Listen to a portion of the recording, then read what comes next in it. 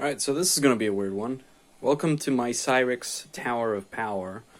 Excuse the ghetto setup, but I have to run it like this because I have a cooler running here, which you can't see because I'm blocking the light.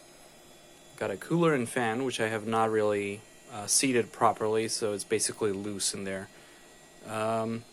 Reason being, this is a Cyrix CX486 DLC based system, and those chips get pretty hot. This is a Texas Instruments package, and it gets pretty hot, so I don't feel very comfortable having it without a heatsink and fan.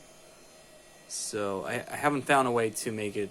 I tried to glue it, but yeah, that didn't work out. I'm gonna get some adhesive thermal tape, whatever it's called, and fix that for good. So yeah, we've got the 486 DLC running at 40 megahertz. Right next to it, we've got a Cyrix FPU, which that HDD cable is blocking, so you can't see the markings, but yeah, whatever. You got 8 megs of RAM, 128K of level 2 cache, which unfortunately I can't get to run stable. We'll talk about that a little bit. Got my I/O controller right here, pretty standard Gold Star Prime 2 C based. Cyrix Logic ISA card with 1 megabyte of VRAM. I believe it's the GT 5422. And I've got an Opti-based sound card here, 82C 829, I believe, 829A, and a 3-com Etherlink 3 10 megabit Ethernet card, which you can barely see right here. So there's this Twitter hashtag going on, 486 Quake something. The 486 Quake Challenge, or whatever it's called. Yeah, you can see that seal right there. And my shoes, and my shirts and jeans, whatever. So I figured I'm gonna run this on my 486 system and on my real 486 system. Well, almost. So I got Quake running here. Spoiler alert, I get 2.2 frames per second. This is at 40 FPS. I got level 2 cache disabled. I wonder if that would make any difference.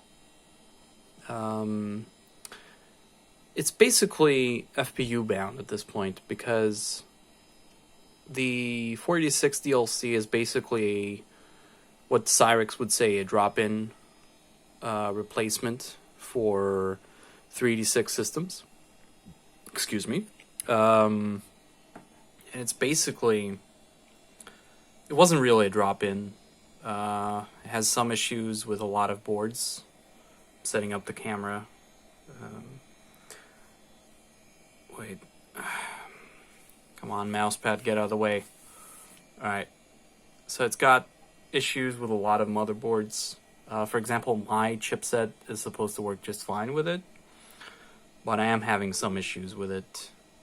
So in any case, 2.2 frames per second, and that 486 DLC is basically,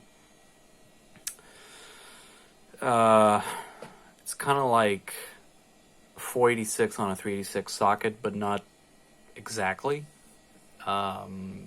Cyrix basically backported a lot of their work from the 486 that they were developing at the time. So it's basically able to use the same registers as a 486. Has a whopping kilobyte of cache, level 1 cache. The 386 has no cache, no level 1 cache.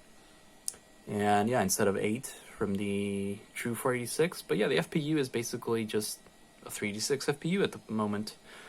I can't remember if it was an equivalent, but it's nowhere near a 486DX. So I'm gonna give this a go, and hopefully, yeah, it's pretty slow, so it'll take a while.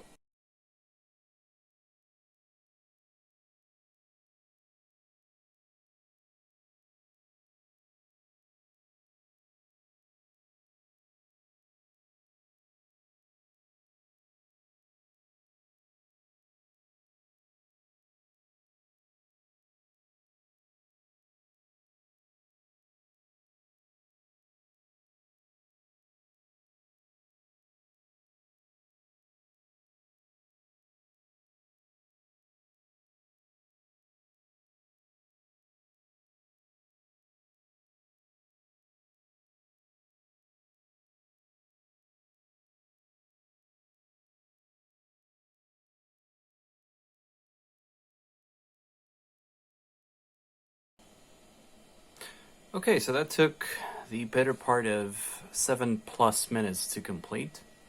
Out of curiosity, I'm going to run this with level 2 cache enabled. Hopefully it'll be able to finish. Again, as I said, level 2 cache enabled system is unstable, but I think I can pull off benchmarks, just not general stability. It's pretty slow, obviously, but still impressive that it can even do that.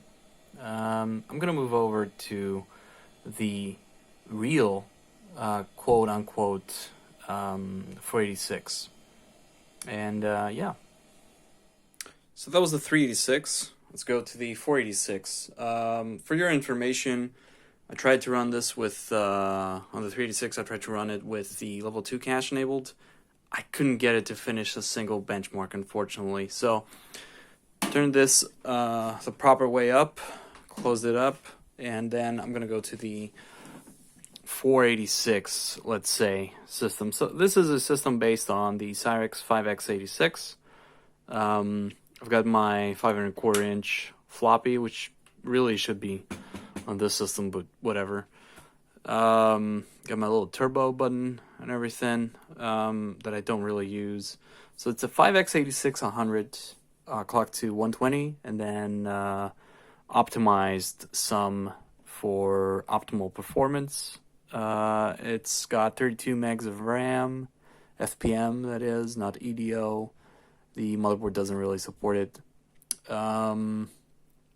It's a BioStar MB8433UD, I believe that was the name for it. It's got an S3 Verge with 2 megs of RAM. I believe a Vibra 16 in there, or perhaps a proper Sound Blaster 16. I can't remember right now. And I've got a CF card, an 8GB CF card. Here I've got an actual hard drive. So this is a much quieter system. So let's fire it up. Yay. Alright. Unfortunately, I don't have any capture cards or... Yeah, here's the motherboard. I gotta thank Feipoa from Vogons for all his help. Got Windows 95 here, but I'm not going to use it for the Quake benchmark. So what's the 5x86? You might have heard of the AMD 5x86, which was really not much more than a real 486 with a higher... well, mouse isn't working. That's great. Give me a sec.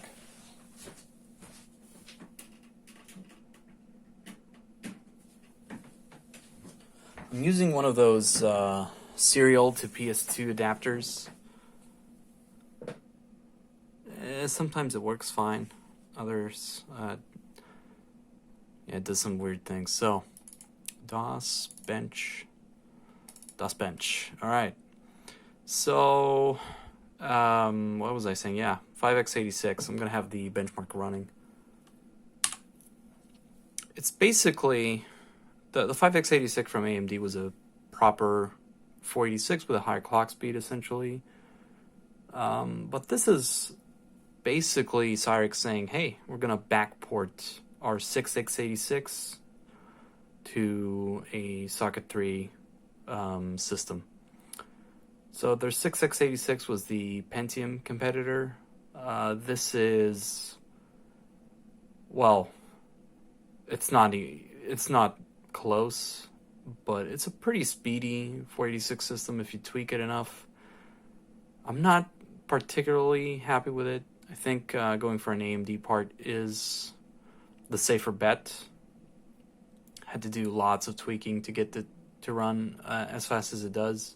But yeah, as you can see, it's pretty fast for 486. Let's see how well it's gonna do. Wow. Pretty good, right?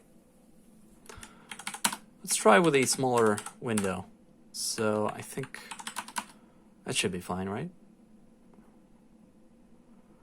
Yeah, it's a much smaller window.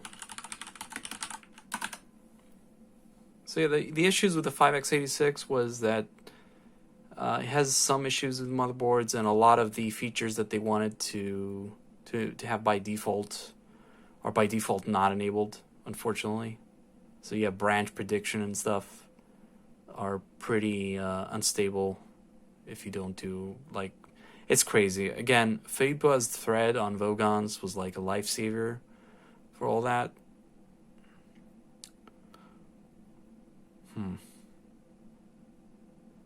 I think this is pretty fast for a 486, but I wonder if this counts as a 486. I think it's going to do around 20.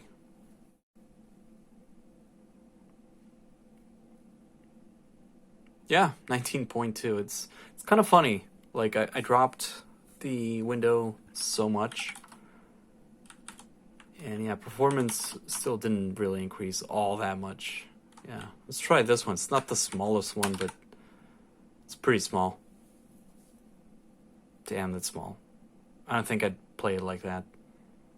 But the previous one, I think I'd play it. If I wanted more performance, I'd definitely try it. So imagine being stuck with this system in 96, maybe 97. Perhaps you bought this like in early 96, this CPU to upgrade your aging DX2 system. And you upgraded your RAM to 16 megs, and you thought you were, yeah, I'm good. Got my Pentium competitor. Wow, 23 FPS. That's pretty good, I think. But yeah, the challenge is fun. I wonder if there's going to be a chart of people, like how well their 486s can do. I really do. I want to see how high I am. And I don't know if the Pentium overdrive is going to count. If it is, I'm screwed. Yeah. So, thanks for watching.